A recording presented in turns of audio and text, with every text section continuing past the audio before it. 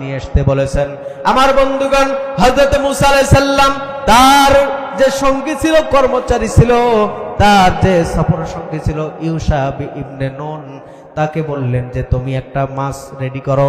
আমার বন্ধুগণ, আমার ভাইরা, ভাজা অবস্থায় অথবা তাজা অবস্থায় তিনি নিয়ে গেলেন এবং আল্লাহ তাআলা জানাই দিলেন যেই জায়গাতে গিয়ে এই মাছটা চলে যাবে, হারিয়ে যাবে, বুঝতে পারবে, সেই জায়গায় আল্লাহ পাক রব্বুল আলামিন তোমাদের জন্য এমন একজন মানুষকে রেখেছেন যেই মানুষটা তোমাদেরকে জ্ঞানের শিক্ষা দেবে।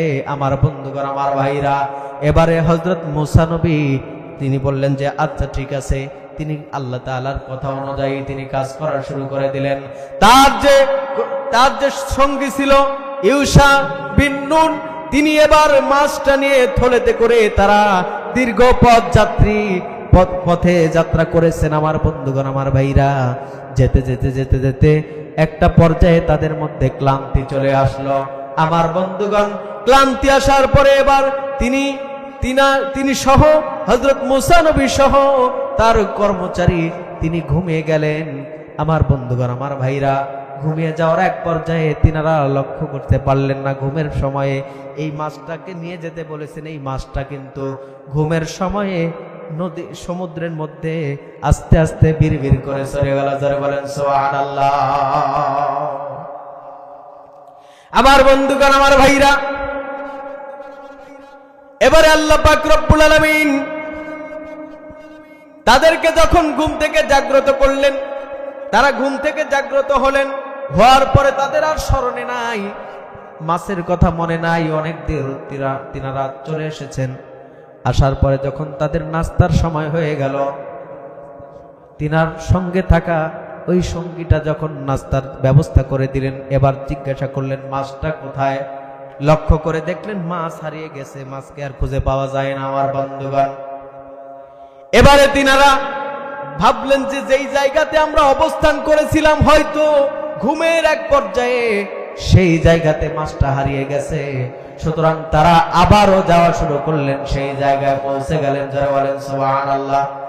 লক্ষ্য করে দেখলেন ওই মাছটা বিড়বিড় করে ওই পানির মধ্যে, সমুদ্রের পানির মধ্যে চলে যাচ্ছে। আমার বন্ধুগণ, আমার ভাইরা, সূরা আহজাবের ৬০ নম্বর আয়াত থেকে পড়ে দেখবেন আল্লাহ তাআলা এই ঘটনাটা বর্ণনা করেছেন। আমার বন্ধুগণ, আল্লাহ পাক রব্বুল আলামিন ওই জায়গাতে হযরতে মূসা আলাইহিস সালামকে কি শিক্ষা দিলেন। হযরতে মূসা আলাইহিস সালাম লক্ষ্য করে দেখলেন একটা চাদর মুড়ি দেওয়া একটা মানুষকে দেখা যায়। এই জায়গাতে আল্লাহ বলেছিলেন যে খিজির নামক একজন ব্যক্তি থাকবে। নাম কি? খিজির। হযরতে খিজির আলাইহিস সালাম নামক একজন ব্যক্তি তিনি ওই জায়গাতে আছেন। আমার বন্ধুগণ, তিনি চাদর মুড়ি অবস্থায় বসে আছেন। হযরতে মূসা আলাইহিস সালাম তাকে সালাম দিলেন। সালাম দেওয়ার পরে তিনি সালামের জবাব দিয়ে বললেন, তুমি কি মূসা? আমার বন্ধুগণ, এবার তিনি বললেন যে হ্যাঁ আমি মূসা। বললেন যে তুমি আমার সঙ্গে চলো, তোমাকে আল্লাহ পাক রব্বুল আলামিন আমাকে শিক্ষা দেওয়ার জন্য পাঠিয়েছেন। তবে কথা হলো ধৈর্যের সাথে থাকতে হবে। একটুকু ধৈর্য থেকে যদি বঞ্চিত হও, বিরত হও, যদি ধৈর্য না রাখতে পারো, আমার সঙ্গে তোমাকে রাখবো না। আমার বন্ধুগণ, আমার ভাইরা, কিতাবের মধ্যে আসছে সর্বপ্রথম এই সমুদ্রের মধ্যে যখন তারা পাড়ি দিবে, তারা একটা নৌকা দেখতে পেল। হযরতে খিজির আলাইহিস সালাম নৌকাটিকে আহ্বান করলো, ও ভাই মাঝি এইদিকে আসো। আসার পরে মাঝিটা আসলো। আসার পরে বলল যে আমাদেরকে এই সাগর সমুদ্র তোমাকে পাড়ি দিয়ে দিতে হবে, ওপারে আমরা চলে যাব। আমার বন্ধুগণ, এই ব্যক্তিটা খুব উপকার করলো এবং কোনো হাদিয়া বা কোনো রকম টাকা পয়সা নিল না, বিনিময় ছাড়া উপকার করলো, তাদেরকে পার করে দিল। এবারে হযরতে মূসা আলাইহিস সালাম লক্ষ্য করে দেখলেন এই পার হওয়া অবস্থায় খিজির আলাইহিস সালাম এই নৌকাটার তলিতে গর্ত করতেছে, ফুটা করে দিচ্ছে। মূসা আলাইহিস সালাম লক্ষ্য করলেন যে যেই ব্যক্তিটা আমার উপকার করলো কেন তার এত বড় ক্ষতি করলেন। আমার বন্ধুগণ, তিনার তিনি বলতে চাচ্ছেন, কিন্তু আবার বারবার ফিরে আসতেছেন যে আমাকে তো নিষেধ করা হয়েছে যে আমি যদি ধৈর্য না রাখতে পারি তাহলে আমাকে দল থেকে বের করে দিবে। আমার বন্ধুগণ, এবারে তিনি বললেন না, কিন্তু সর্বশেষ আর তিনি থাকতে পারলেন না। তিনি বললেন যে ভাই আমার কথা আছে। কি কথা? এই যে এই ব্যক্তিটা এত সুন্দর উপকার করলো আমাদের, কিন্তু কেন আপনি তার নৌকাটা ফুটো করে দিলেন? আমার বন্ধুগণ, হযরত খিজির আলাইহিস সালাম তার উপর রাগান্বিত হলেন আর বললেন যে আপনি তো ধৈর্য রাখতে পারলেন না, এই প্রশ্ন করা আপনার যাবে না, প্রশ্ন করা নিষেধ। যদি আপনি মনে করেন যে আমার সাথে থাকবেন না, আপনি চলে যেতে পারেন। কিন্তু মুসা আলাইহিস সালামকে আল্লাহ পাঠিয়েছেন জ্ঞান শিক্ষা করার জন্য। আমার বন্ধুগণ, এবার তিনি তার কাছে ক্ষমা চাইলেন আর বললেন আচ্ছা ঠিক আছে, মেনে নিলাম। তিনি আবার যখন রাস্তা দিয়ে হাঁটতেছেন, আমার বন্ধুগণ, যখন নদী পার হয়ে সমুদ্র পার হয়ে যখন রাস্তা দিয়ে হাঁটতেছেন, লক্ষ্য করে দেখলেন অনেকগুলো শিশু খেলা করতেছে। অনেকগুলো শিশুর মধ্য থেকে দেখতে সুন্দর সবল একজন শিশুকে ডেকে আনলেন হযরত খিজির আলাইহিস সালাম। আনার পরে ওই শিশুকে ডাকলেন, ডাকার পরে ওই শিশুকে আড়ালে নিয়ে গিয়ে তাকে পেটের মধ্যে ছুরি মেরে হত্যা করে দিলেন। আচ্ছা বলেন তো, আপনার সামনে যদি একটা বাচ্চাকে সুন্দর দেখতে, তার কোনো অপরাধ নাই, যদি হত্যা করা হয়, আপনি প্রতিবাদ করবেন না? আমার বন্ধুগণ, এবারে মুসা আলাইহিস সালাম সহ্য করতে পারলেন না, আবারও তিনাকে জিজ্ঞাসা করলেন, এই এতগুলো বাচ্চার মধ্যে এত সুন্দর একটা বাচ্চাকে কেন আপনি হত্যা করলেন? জবাব চাই। খিজির আলাইহিস সালাম আবার রাগান্বিত হয়ে গেলেন। আমার বন্ধুগণ, আমার ভাইরা, রাগান্বিত হয়ে বললেন যে আপনি আমার সঙ্গে থাকতে পারবেন না, তার কারণ আপনার ভিতরে ধৈর্যই নাই। আমি তো আপনাকে প্রথমেই বলেছি যে যদি ধৈর্য না রাখতে পারেন তাহলে আমার সঙ্গে থাকার দরকার নাই। আমার বন্ধুগণ, এবার আবারও মুসা আলাইহিস সালাম ক্ষমা চাইলেন, আবার বললেন যে ঠিক আছে, সামনের দিকে আগাই।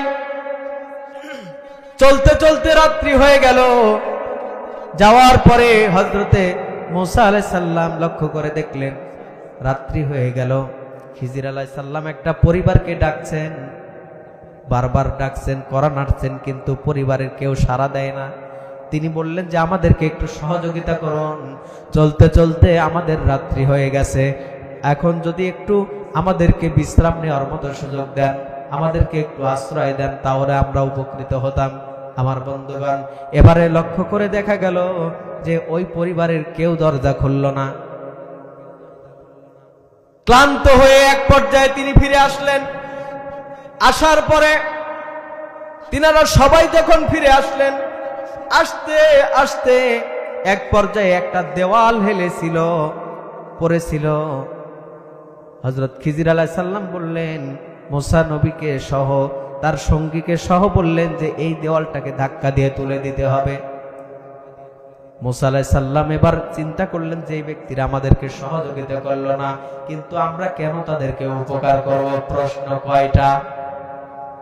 তিনটা প্রশ্ন করলে, এক নম্বরে কেন নৌকাটা ফুটো করা হলো, আর দুই নাম্বার প্রশ্ন হলো আমার বন্ধুগণ কেন ওই সুন্দর বাচ্চাটাকে হত্যা করা হলো, আর তিন নাম্বার হলো যারা উপকার করলো না তাদেরকে কেন উপকার করা হলো। আমার বন্ধুগণ, যারা আশ্রয় দিল না তাদেরকে কেন উপকার করে দেওয়া হলো। তিনটা প্রশ্ন আমার বন্ধুগণ, আমার ভাইরা। এবারে হযরত খিজির আলাইহিস সালাম প্রশ্নগুলোর উত্তর দিবেন, শিক্ষা নবীকে দিচ্ছেন। হযরতে মুসা আলাইহিস সালামকে অহংকার করার কারণে ধৈর্যের যে শিক্ষা দিলেন। আমার বন্ধুগণ, আমার ভাইরা, এবারে আল্লাহ পাক রব্বুল আলামিন হযরতে খিজির আলাইহিস সালামের মাধ্যমে যে শিক্ষাটা নবী মুসাকে দিলেন, সর্বপ্রথম হলো জিজ্ঞাসা করলেন, নবী গো, কি কারণে আপনি এই কাজগুলো করলেন? জানতে চাই। এক নাম্বার হলো কেন ওই নৌকাটা ফুটো করে দিলেন? আপনি তো ইচ্ছা করলে তার উপকার করতে পারতেন, তাকে অর্থ সম্পদ দিতে পারতেন, কিন্তু সে তা নেয় নাই। তারপরেও কেন তার এই ক্ষতিটা করলেন? তিনি জবাব দিলেন এই কারণে ধৈর্যশীল হতে হবে। তিনি বললেন যে ধৈর্যশীল হতে হবে। এই কারণে সর্বপ্রথম তিনি উত্তর দিলেন যে আমি এই নৌকাটা এই কারণে ফুটা করে দিয়েছি, এই রাজ্যের মধ্যে একটা স্বৈরাচার বাদশা আছে। স্বৈরাচার বাদশা, এ হচ্ছে মানুষের ওপর জুলুম করে। আর যদি কারো নৌকা ভালো দেখে তার উপর অত্যাচার চালায়, আমার বন্ধুগণ তার কাছ থেকে নৌকাটা ছিনিয়ে নেয়, এইটা মনে করে আমি এই নৌকাটাকে ফুটো করে দিয়েছি, যেন এই ব্যক্তিটা অন্তত তার জিনিসটা অন্তত পরবর্তীতে মেরামত করে হলেও সেটাকে আবারও চালাতে পারে। সুবহানাল্লাহ। 2 নাম্বার শিক্ষা কি? 2 নাম্বার হলো হযরত খিজির আলাইহিস সালামকে জিজ্ঞাসা করা হলো যে 2 নাম্বার কি? কোন কারণে আপনি এত সুন্দর একটা বাচ্চাকে সুন্দর সবল দেখা যায়, কেন তাকে হত্যা করলেন? তার তো কোনো অপরাধ ছিল না, কেন আপনি তাকে হত্যা করলেন? আমার বন্ধুগণ, আমার ভাইরা, এবারে তিনি বললেন এই বাচ্চাটা হলো জারজ সন্তান। জারজ সন্তান বুঝেন তো, যার বাবার কোনো ঠিক নাই। আমার বন্ধুগণ, আমার ভাইরা, এই জারজ সন্তান সম্পর্কে খিজির আলাইহিস সালাম বলতেছেন এই বাচ্চাটা যত বড় হবে তত ইসলামের ক্ষতি ছাড়া লাভ হবে না। জোরে বলেন ঠিক কিনা? আল্লাহ পাক রব্বুল আলামিন বলছেন উতুল্লিম বাদা যালিকা জানিম, এই যে জারজ সন্তানেরা আছে যত রকম খারাপ দেখবেন, এই ইসলামের বিরোধিতা করা দেখবেন, বেশিরভাগ যারা জারজ সন্তান তারা ইসলামের বিরোধিতা বেশি করবে। এটা আমার কথা নয়, আল্লাহর কোরআনের কথা, সূরা কলমে আছে। আমার বন্ধুগণ, এবারে হযরত খিজির আলাইহিস সালাম বললেন যে এই ছেলেটাকে যদি, এই বাচ্চাটাকে যদি আমি বাঁচিয়ে রাখতাম, দিন যত যেত তত সে ইসলামের ক্ষতি করত, সুতরাং আমি এই বাচ্চাটাকে হত্যা করে ফেলেছি এই কারণে। আমার বন্ধুগণ, এবার বলা হলো যে 3 নম্বরে যেই ব্যক্তিদেরকে আপনি সহযোগিতা চাইলেন, যেই ব্যক্তিদের কাছ থেকে, কোন কারণে তাদেরকে উপকার করলেন? তারা তো আপনাকে কোনো সহযোগিতা করলো না, রাত্রে থাকার জন্য কোনো আশ্রয় দিল না, তাহলে কেন সহযোগিতা করলেন? আমার বন্ধুগণ, আমার ভাইরা, এবারে তাকে জিজ্ঞাসা করার পরে তিনি বললেন এই বাড়িতে আছে 2টা ভাই বোন, তাদের কোনো মা বাবা নাই। ছোট বাচ্চারা রাত্রের অন্ধকারে তাদেরকে যদি ডাকা হয়, তারা ভয় পাবে যে কে না এসেছে আমাদেরকে ধরবে, এরকম ভয় তাদের মনে আসে না নাই? আমার বন্ধুগণ, এটা মনে করে তারা দরজা খুলে নাই। খিজির আলাইহিস সালাম বলতেছেন তারা তো ছোট বাচ্চা, তারা ভয় পেয়েছে, তারা কিভাবে আমাদের সহযোগিতা করবে? সুতরাং এই কারণে এটা মনে করে তারা দরজা খুলে নাই। আর আমরা চলে এসেছি, কিন্তু আসার সময় লক্ষ্য করে দেখলাম এই যে দেওয়ালটা পড়েছিল, এই দেওয়ালের মধ্যে তাদের সম্পদ ছিল, তাদের ধনভাণ্ডার ছিল, গুপ্ত সম্পদ ছিল। আমি যদি তাদেরকে এই দেওয়ালটা তুলে দেই, তারা এই সম্পদগুলো পেয়ে যাবে, আর তারা উপকৃত হবে, তাদের জীবন গঠন করার জন্য সহযোগী হয়ে যাবে। একটু জোরে বলেন সুবহানাল্লাহ। আমার বন্ধুগণ, 3টা শিক্ষা দিলেন।